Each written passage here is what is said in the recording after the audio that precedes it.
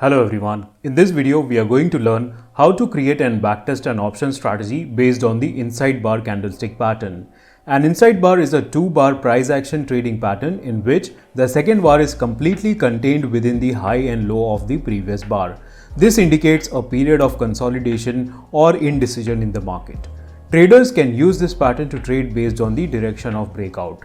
Using a simple strategy, now we'll learn how we can create and backtest an option strategy to buy an in-the-money put option whenever a candle crosses below the low of the inside bar pattern within 3 candles on the Nifty index. Let's go to the Streak platform and check the performance of this strategy on historical data.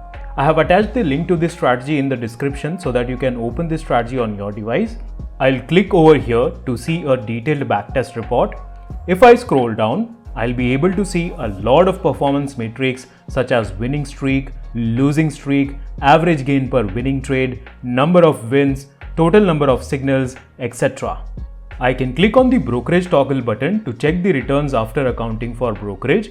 I can click on the transaction details button to check each and every transaction that has taken place during the backtest period in a table as well as in a chart form over here on the top.